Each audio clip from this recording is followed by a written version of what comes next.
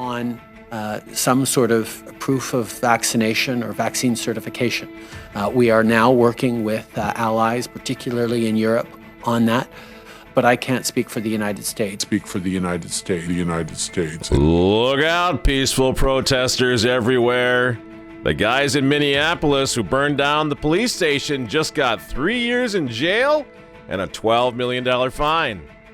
Bill Maher calls defunding the police a stupid idea, and Minnesota ditches the mask mandate. Uh-oh, Mr. Soros, something's not quite right with the Great Reset here. Better get this guy up and running soon, or America might just return to the old normal. But wait, there's more. Catholics in Poland take to the streets and bring one of the children of darkness back to the cross. Traditional Catholics keep the churches open all throughout COVID. And Christianity makes a dramatic return to Russia. Get ready, Davos dudes. The Christians are back. They're mad as hell, and they're not going to take it anymore. All that and more tonight from the editor's desk.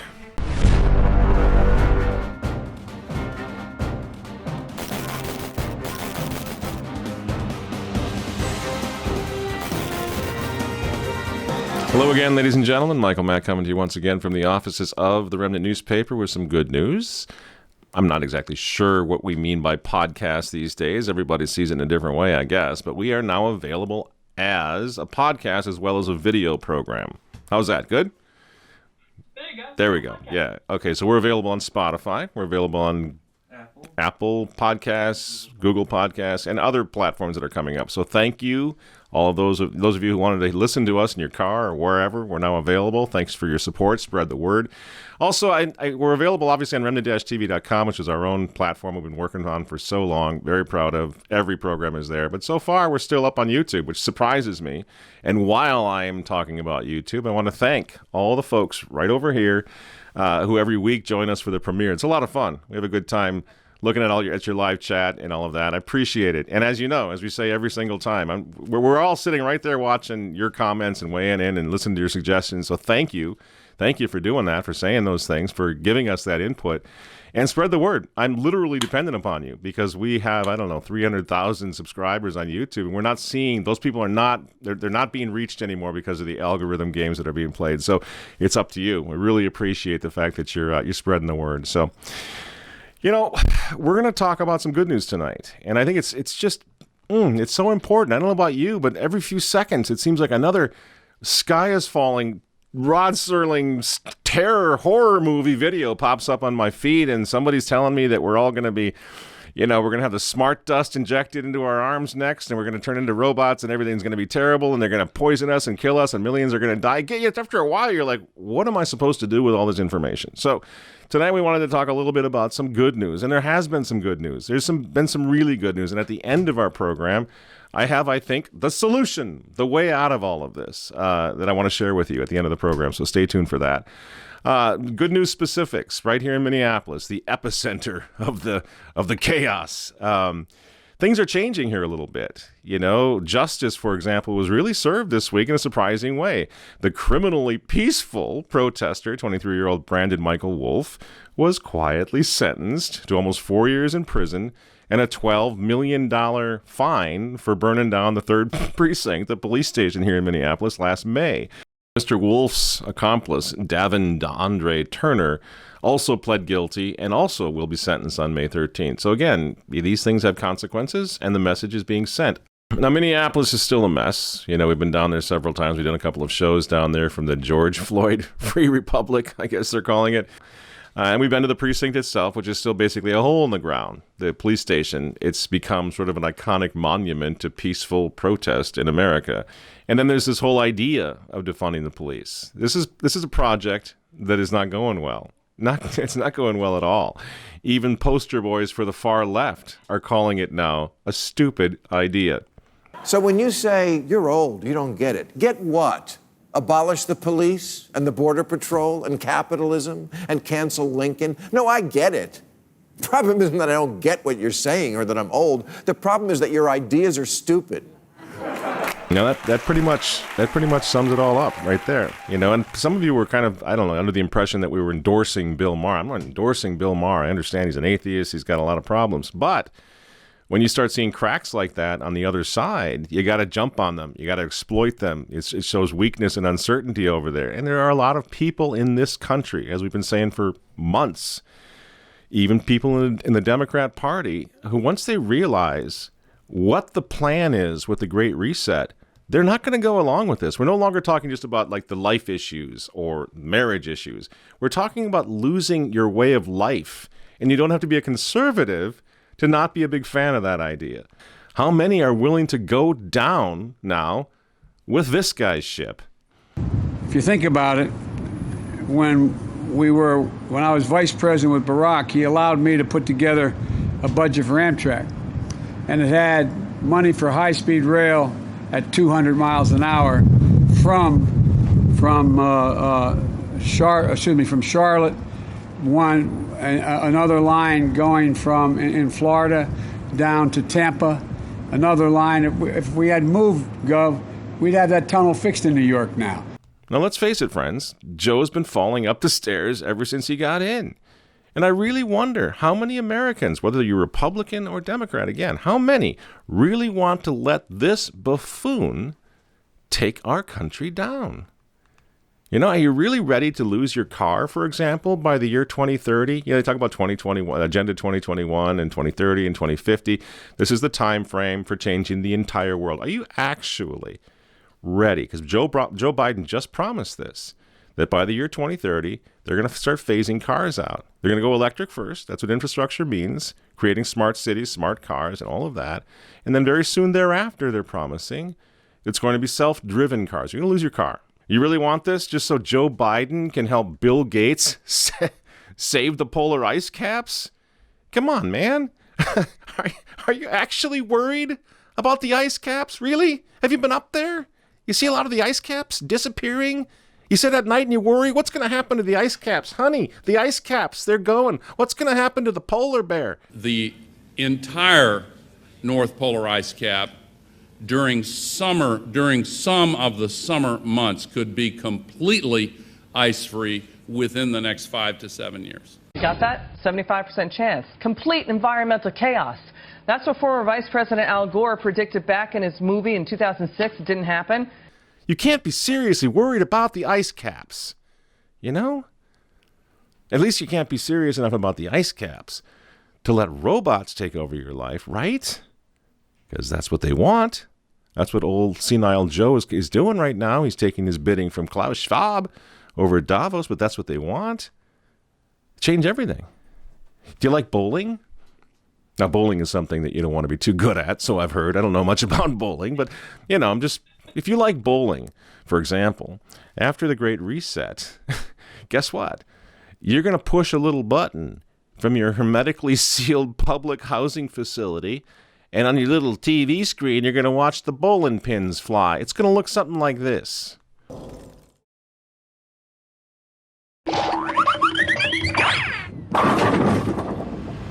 Isn't that great? Doesn't that look like fun? So you won't have to rent those little weird stinky shoes now because you won't have to leave your house. That's what they got planned for you. That's what they're preparing for. That's what they're prepping you for. That's why you're wearing a mask. That's why you got remote learning and remote education and everything else, getting you ready to stay in your house and do everything there on the computers. You know, after all, this is a great idea then with bowling because viruses, they live in the little holes of the bowling ball. They got to save our lives. We can't be putting our thumbs and fingers into a bowling ball. There's viruses down there. And the viruses in those shoes, oh my gosh, you know, they're dangerous. And besides, here's the attitude. I'm only half kidding. This is the way these people think when you read their books. Why would anyone want to bowl a 200 game when you can let your little robot bowl a 300 every single time? You see? And then just take that to the next step, your employment. Why would you keep your old job? They don't want you to keep your old job. You see, because robots can do your job better. Rather than carrying millions of products, a driver can now only carry a few dozen. Employing thousands of drivers comes at incredible cost to shipping companies. Amazon has been toying with the idea of cutting out these final employees with autonomous machines such as the 6-wheeled Scout robot. They're going to build back better by getting you a green job. What are they saying? They're saying you're a useless human being. Your job is useless. We're going to get you a green job. We're going to invent something so you still can get your check. Like that's all that goes into a vocation is getting your check, getting your money. You see how condescending and sick these people are? I'm going to get you a green job. Biden's promising that. You don't even have to go to school for it. It's so dumb. They're just going to plug you into it because that green job's going to help the planet. You see? He wants to lock down viruses like you, viruses like me, and then he wants to let guys like this take it from here. Our architecture implements mutual gazing behavior demonstrating the illusion of life. We use a subsumption architecture to allow us to layer simple motor movements such as breathing, blinking, and saccades. No more restaurants, because you know why? Viruses are on the menu. Joe and Klaus and Bill, they want to wrap your food in plastic and they want to stick it in vending machines so that you can vend it, so that you can eat from the vending machines and not have any human touch. Food will be shrink wrapped from now on, if it's not synthetic, which is what Bill wants, synthetic beef, because of the cow flatulence. If you tried to make crazy up, you couldn't come up with this. And yet this is what they're writing about, this is what they're planning on doing, you know? So again, you don't have to be a conservative Republican or a traditional Catholic or an evangelical Christian to go, huh? What's going on? And that, friends, is the moment for us to say we've got a huge opportunity to form a coalition here. Because I don't think most people are ready for this nonsense. Really, I don't. Now, for the moment, I think a lot of people are waking up, especially in America. God bless America at the moment, despite all of her warts and all of her problems. I know because I've got a lot of friends in Europe, and we pray for them. It's scary over there. What's happening over there is like nothing Joe Stalin or Adolf Hitler ever even imagined. It's the same maniacal craziness, but guess what? The technology is catching up with the insanity, and that's pretty terrifying. Now, that's what's happening in Europe right now. We're going to get to that in a minute. But my point for the moment is resistance is not futile here in America, at least not yet. That has a lot to do with Trump in the last 4 years and you and 75 million patriots who are waking up to this thing. And I'll give you a few examples.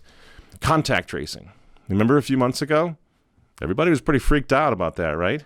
Contact tracing. Big Brother, was going to have his little drones chasing us around. If you got too close to somebody who had COVID, they were going to come in and lock you up and take your kids. What happened to contact tracing? I say half the people in this country, in America, happened. Half the people in this country woke up and said to Davos, the Davos lunatics, you know what, guys? You guys can pound sand before you're going to contact trace us in America. And friends, it's working. Contact tracing is suddenly, maybe it's going to bring it back. Maybe they'll bring it back in the fall or something. But right now, they realize that was going too far. It was a bridge too far. Remember Joe Biden's promised national mandatory mask mandate? He campaigned on that. We made memes about that. Vote for me and I'm going to lock you up and mask you up for good.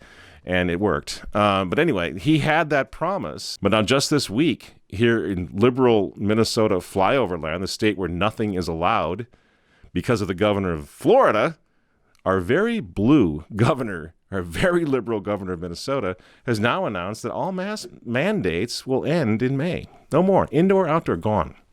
What happened? We happened. Red states happened. Guys like DeSantis happened. They stood up to these people. Those are the words of Governor DeSantis, and because of that, he says there's no longer a state of emergency in Florida. Today, he signed new laws and executive orders that suspend all local ordinances related to COVID-19. DeSantis also signed a law banning so-called vaccine passports, where someone would be required to show proof of vaccination. Now, the insufferable Justin Reset, Trudeau, he disagrees.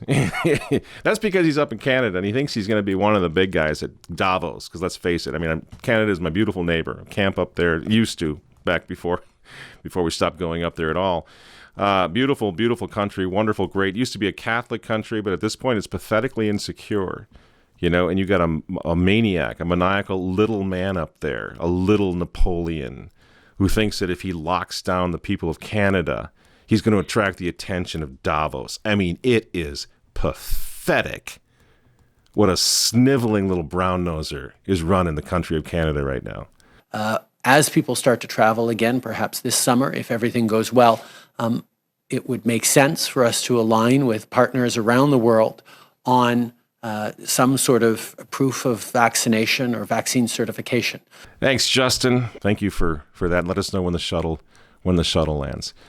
Now, friends, we're not out of the woods, and I don't want to give false hope. You know, and even down with DeSantis is doing such a great job, but even down in Florida, some of the little Democrat mayors in Florida, they're still very scared of the virus. And they're not going to listen to Juan DeSantis, not until the CDC says they can take the mask off. No, we're not even at 50% vaccination yet in Pinellas County, let alone the rest of the state.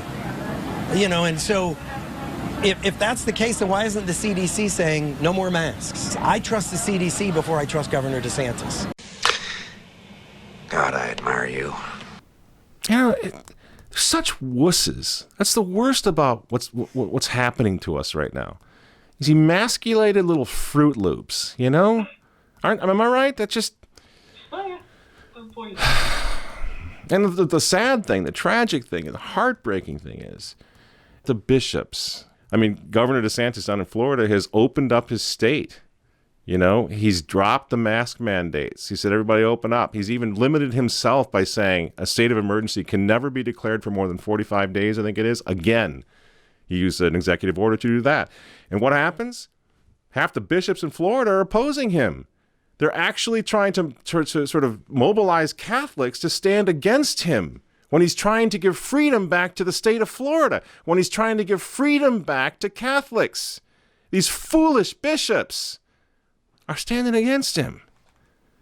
They're down there threatening to shut down traditional Catholic parishes for not wearing a little mask and social distancing during the liturgy. Your Excellencies, do you see what's going on here?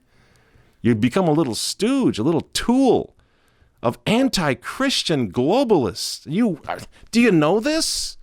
You're an embarrassment. I think folks that are saying that they need to be policing people at this point, if you're saying that, you really are saying you don't believe in the vaccines. You don't believe in the data. You don't believe in the science. There are more than enough shots right now to go around. Jabs, shots in the arm.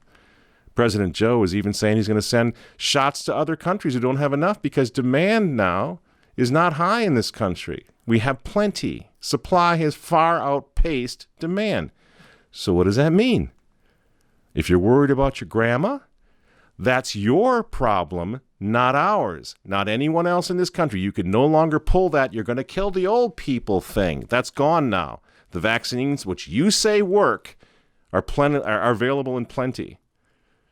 Well, if your grandma likes her vaccine, guess what? Your grandma can keep her vaccine.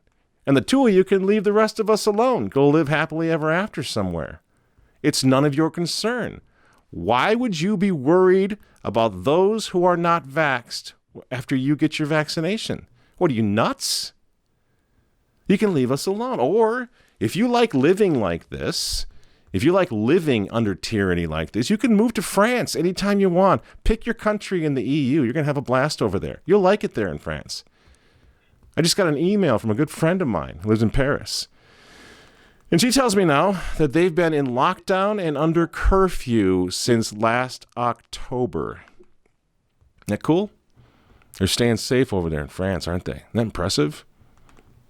All the shops, all the restaurants are still closed. They have a 7 p.m. curfew every night in France. But, not to worry, by May 19th, they're hoping to move that curfew up to 9 p.m., so all the little children can stay out till 9 p.m. in France. I don't mean children. I mean the adults, the citizens of France who are being treated like children. And maybe after May 19th, they might even open up a little outdoor dining, have a little cookout. That's what's going on in France. Is that what you want? Would you feel safer if you had that? Isn't that great? But as my friend writes, friends, she writes, quote, "I am afraid, alas, that the insane COVID measures will be taken up again in the autumn." In Ireland right now, it's the same thing. Poor little Ireland, like Canada. An inferiority complex, whatever it is, they're trying so hard to impress the man. The mass now in Ireland, Catholic Ireland, it's illegal. It's banned. You can't go to Mass. Can't go to confession. Can't get kids baptized in Catholic Ireland.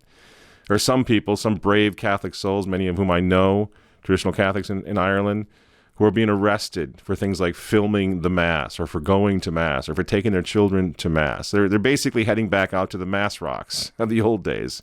Their children are being taken away from them in the middle of the night. Right now, I'm not talking about a few months ago. I'm talking about last couple of days ago, this week. You are detained under the Mental Treatment Act, yes, under Section 12 of the Mental Treatment Act for assessment. Of the what? Section 12 of the Mental Treatment Act 2001. Have you shoes?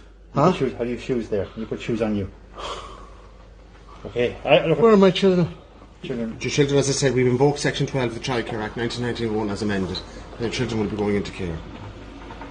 Okay. This is unreal. This is disgraceful. Bishops of America, is that what you're working for? That we're working towards that? Shut the churches down, get your flock arrested?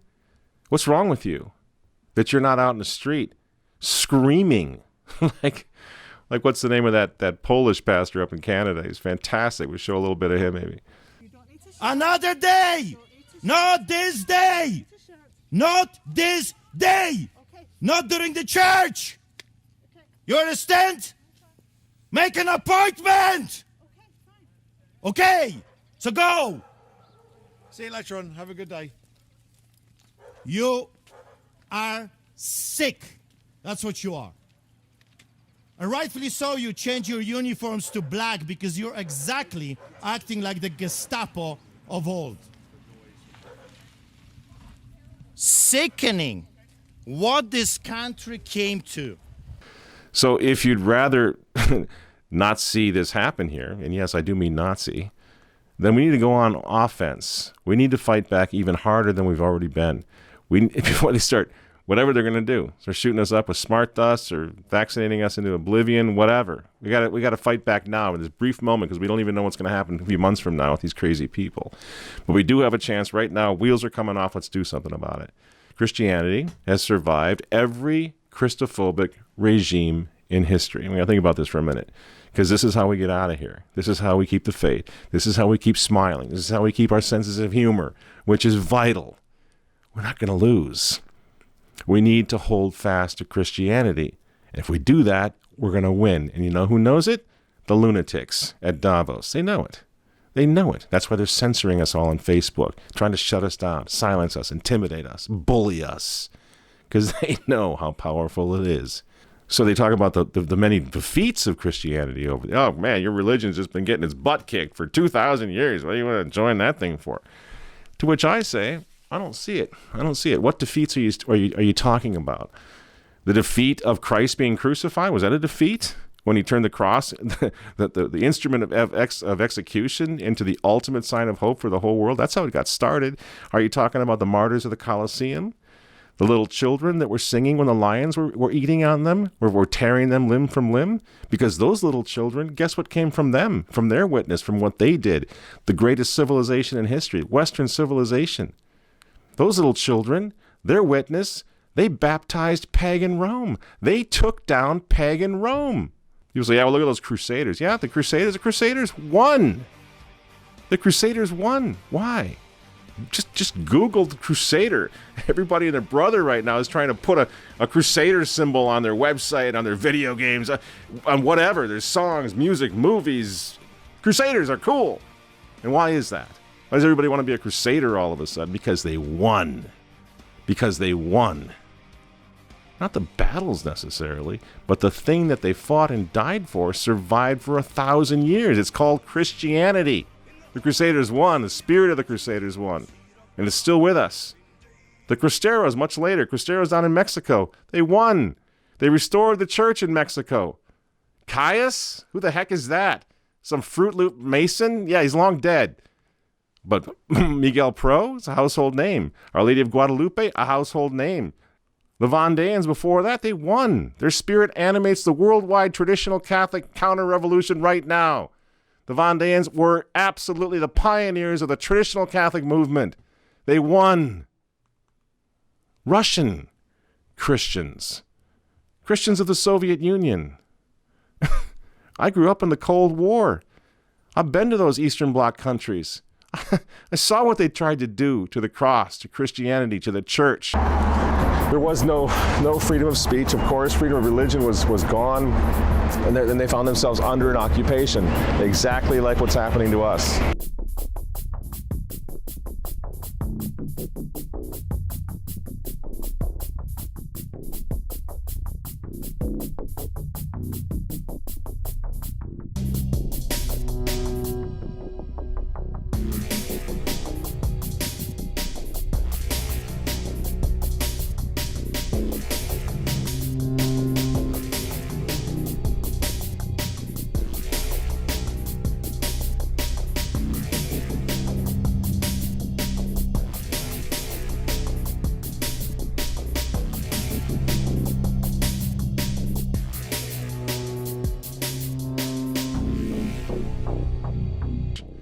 The scorched earth policy, zero tolerance, atheistic communism. For 70 years, they crushed the Christians, but they didn't. The wall came down, but the cross didn't. This is how it looks now. On the streets of Moscow and in churches, people are openly celebrating Russian Orthodox Christmas. It's a seismic change considering that 25 years ago, before the disintegration of the Soviet Union, attending a Bible study class could result in a jail sentence. From the establishment of the Soviet Union in 1922, communist leaders sought to eradicate religion. Churches were destroyed, and the faithful were watched and persecuted. You want to get out of this subhuman, abortion, contracepting, gay marriage, transhumanist nightmare? I'll tell you how to do it.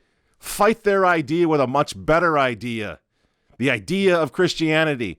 Let Christianity trigger your humanity. That's what they're worried about. That's what they're worried about over in Davos right now. The Christian resurgence, the Christian rising up. Go back to your Christian roots. When COVID launched, the traditional Catholic churches, and again, for your Protestant folks out there, by traditional Catholic churches, I'm referring to the churches that still use the old Latin Mass that was used for 2,000 years in the Catholic Church. When COVID happened, when it landed, the traditional Catholic chapels and churches all throughout this country remained opened all through 2020. Did you know that? A bunch of us went to the parking lots and continued to say Mass. The bishops came out and said, "Oh, you don't have to go, and there's no more obligation. You're not obligated to go to Mass." We didn't listen to that. We all kept going to Mass. We didn't miss a single Mass all through 2020. You know what? We never missed a single Mass. And there is no weather, and there is no force or principality in heaven and on earth that can stop us from offering the sacrifice of the Mass. The Novus Ordo at the same time masked up and locked down. The Novus Ordo Church, that's the human element of the Catholic Church, the modern church, is dying right now. They still haven't restored Sunday obligation. You see? We're not losing. We're digging in. We're going back to our roots. After 100 years of modernist revolution, the future of the Catholic Church right now is pro-family, pro-life, pro-God, traditional Catholicism. That's the future. I keep using this expression, unite the clans. Well, Bill Gates' clan just totally disintegrated, didn't it, this week? Completely fell apart on the guy, didn't it? This is why ours is getting stronger every day. You can't kill the cross and everything that means. You can't kill the Christian family. You can't kill the Christian idea. You can't sig a virus on it. It'll survive. It'll come back. Everyone from Nero to Stalin has tried and failed to crush the church. And so will Gates fail. And so will Soros fail. And so will Bergoglio fail miserably. You want to know how it works? I got a beautiful little sign of hope to close off this show tonight. Last week, Polish Catholics took to the streets to defend Radio Maria. And wherever you come down on Radio Maria, now that they've been called hateful and nationalist and racist and all the things that we've been called here in the States, no matter where you come down on Radio Maria, they represent a serious threat to the regime because they're not staying in line. So look what happened last week in Poland. Well, Radio Maria was in court defending themselves once again from the latest attempt to silence them by threatening them and charging them with whatever. While they're in court, several supporters gathered around Poland, various cities in Poland, to pray for Radio Maria. Several of them gathered on the streets to pray the rosary for victory in court. Now, we'll start running a little of this video because suddenly a young activist appears on the scene. She's wrapped in a rainbow flag. You can hear the rosary being prayed in the background as these people are trying to keep their Catholic anchor alive in Poland. Now, this young woman tries to shut these people up. She tries to stop them from praying the rosary. She doesn't like what she sees. So she recites a popular poem, changing the words from "I trust in God" to "I trust in nothing." She's trying to blaspheme. She's trying to scandalize them. She curses at them. She swears at them. And then something amazing happens. An elderly Catholic woman starts to cry, and she begins to explain how sad she is. That all her life, she fought for her country, for Poland, for Catholic Poland, for freedom. And now she sees it all being destroyed by outside influences.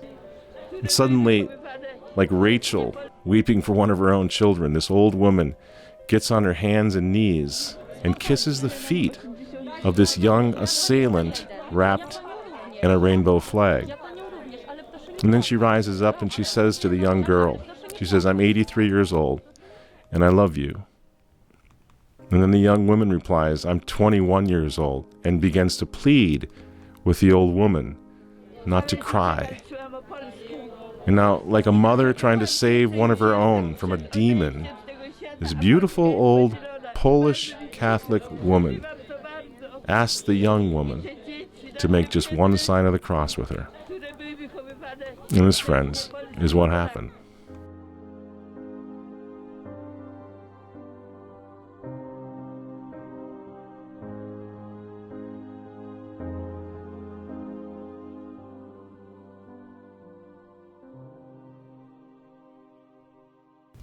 Now, what you just saw is a small sign, but it's a powerful sign. It's a magnificent sign. It's a sign that has been repeated over and over and over again. When little Saint Jose gets killed by the Freemasons down in Mexico, the little Cristero, Joselito, and he's dying, he's been beaten, and his feet have been flayed with a flaying knife. He's been tortured.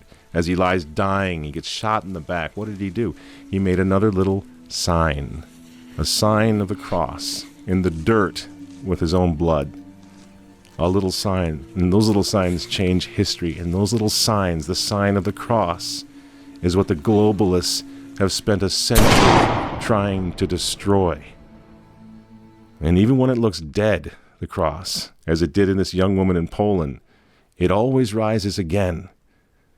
So when they hate you, and when they try to silence you, and when they throw you off Facebook and YouTube and everything else, social media, remember that. It's because they're trying to throw that sign, destroy that sign, throw Christ out, because they're afraid of him. He cannot be destroyed. The cross cannot be destroyed. Which is why after all is said and done, and we're going through hell right now, the world is crazy, everything's upside down, everything's evil. When all is said and done and every political option is exhausted, the cross of Christ will save the world. The cross of Christ will save you. The cross of Christ will save me. The cross of Christ will save our children in the process. It is the answer.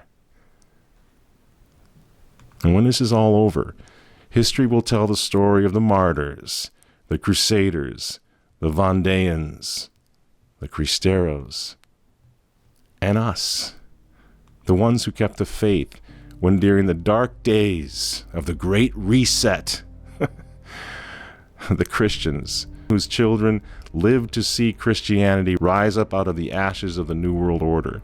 They took their stand and they won. And with all their technology, all their surveillance, all their scary robots and threats, the little godless pagans are still afraid of the Christians in the Colosseum. They're still afraid of us. And you know what? They should be. Unite the Christian clans, friends, right now. Take off the mask, and as a Christian, a proud Christian, resist them to their face with everything you have and everything you are, and we will win. God bless you all. I'm Michael Matt for Remnant TV. Thank you so much for listening. Keep hope alive. And we'll see you next time.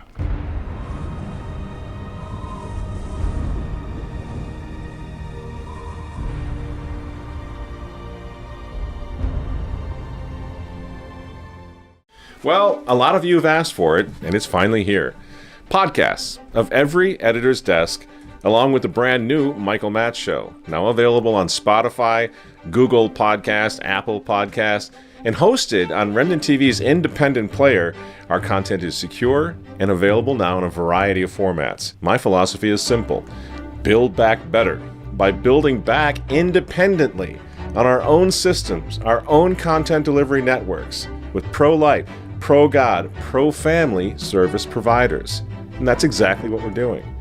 I will not fight by the rules of the Christophobic, big tech far left anymore or ever again. So RTV now can't be canceled, it can't be deplatformed, and I think you appreciate that. Before coming to you for a handout on some pie-in-the-sky vision that I had about podcasts and TV and everything else, we invested our own money to make sure that we had a good product, that it was user-friendly, and that it was secure. You see, because we're fighting back. And if you believe in what we're doing, please help me keep this at the forefront of Catholic counter-revolution. Help me fight back. Click the link below, and let's go to war together. Thank you so much for your support so far. Unite the clans. I'm Michael Matt for RTV. Pray for us, and we'll see you on the front lines.